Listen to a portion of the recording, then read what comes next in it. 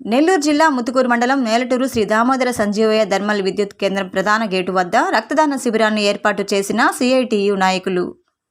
CITU 54వ వార్షికోత్సవ సందర్భంగా ప్రపంచ రక్తదాన దినోత్సవాన్ని పురస్కరించుకొని శ్రీ దామోదర సంజీవయ్య థర్మల్ కేంద్రం ఎదుట రక్తదాన శిబిరాన్ని ఏర్పాటు చేసిన సిఐటియు నాయకులు, కార్యకర్తలు.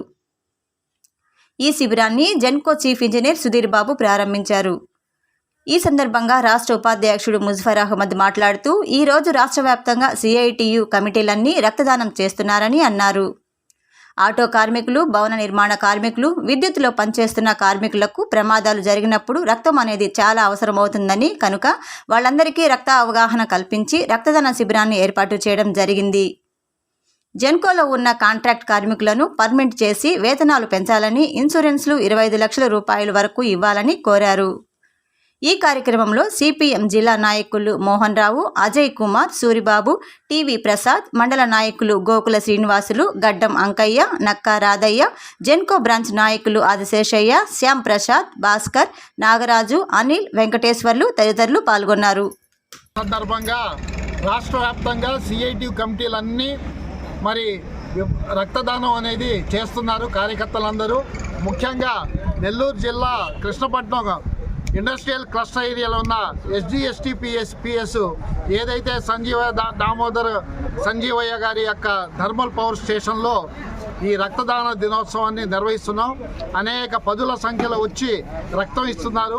ముఖ్యంగా భవన నిర్మాణ కార్మికులు, ఆటో కార్మికులు, మహిళలు అనేక మందికి మరి డెంగ్యూ వచ్చి ఎనమిక్ పేషెంట్లుగా ఉండి యాక్సిడెంట్లు అయి రక్తం అవసరం అవుతుంది. కాబట్టి అసంఘటిత రంగ కార్మికులకి, అదేవిధంగా విద్యుత్లో పనిచేస్తున్న అనేక మంది యాక్సిడెంట్లు అవుతున్నాయి. వీళ్ళందరికీ సహాయపడటం కోసం సిఐటియు ఆధ్వర్యంలో ఉండే యూనియన్లన్నీ, కార్యకర్తలు ఈరోజు రక్తదాన దినోత్సవం పాల్గొంటున్నారు. దాంతోపాటుగా మరి ఏదైతే ఈ జెన్కోలో ఉండే సమస్యలపైన కూడా మరి మొన్న ఎండి గారికి, ఇప్పుడు సిఈ గారికి విన్నవించడం జరిగింది. మరి కాంట్రాక్ట్ కార్మికుల్ని పర్మనెంట్ చేయాలని నూతన ప్రభుత్వం వచ్చింది. గత ప్రభుత్వం ఎట్లాగో చేయలేకపోయింది.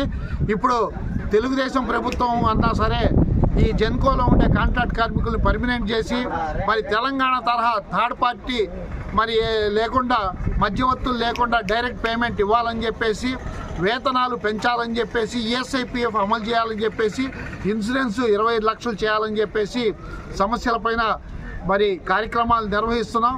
రాబోయే కాలంలో మరి ఏదైతే విద్యుత్ సంస్కరణ చట్టం కేంద్ర ప్రభుత్వం తీసుకొచ్చిందో, ఈ ల్యాండ్ టైటిలింగ్ యాక్ట్ని ఎట్లయితే చంద్రబాబు నాయుడు గారు రద్దు చేశారో, ఈరోజు ప్రజలకి నష్టకరంగా ఉండే విద్యుత్ సంస్కరణ చట్టాన్ని కూడా రద్దు చేసి జెన్కోని కాపాడవలసిందిగా ముఖ్యమంత్రి గారికి విజ్ఞప్తి చేస్తున్నాం.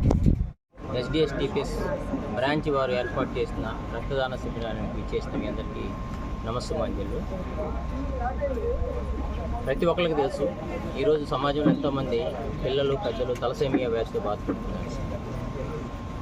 మరి ముఖ్యంగా అవగాహన అనేది ఈ విషయంలో, అంటే రక్తదాన కార్యక్రమం అవగాహన ప్రతి ఒక్కరికి కల్పించాల్సిన బాధ్యత మనందరి మీద ఉంది. మరి ముఖ్యంగా ఫ్రంట్ రన్లో ఉన్న రెడ్ క్రాస్ సొసైటీ ఇటువంటి కార్యక్రమాల్లో ఎక్కువగా ఆర్గనైజ్ చేస్తున్నారు. వీరు నా request to red cross society to create awareness among all the common public so that ఈ ఎటువంటి భయాందోళన లేకుండా, రక్తం ఇస్తే ఏమైపోతుందని జనాభాలో ఉన్న భయాందోళన తీసివేసి ఎక్కువ మంది రక్తదానానికి ముందుకు రావడానికి ప్రోత్సహించమని ఎస్డిఎస్టిపిఎస్ తరఫున మన రెడ్ క్రాస్ సొసైటీ వారిని నా రిక్వెస్ట్ చేస్తున్నాను. అలాగే మన ఎంప్లాయీస్, ఎస్డిఎస్టిపిఎస్ ప్లాంట్ నందు దాదాపు 1500 మంది ఎంప్లాయీస్ ఉన్నారు.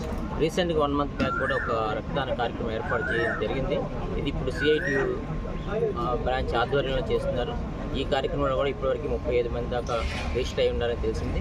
ఇంకా ఎక్కువ మంది ఈ కార్యక్రమానికి ముందుకు వచ్చి వాలంటరీగా ముందుకు వచ్చి రక్తదానాన్ని చేస్తారని ఆశిస్తున్నాను. Thank you.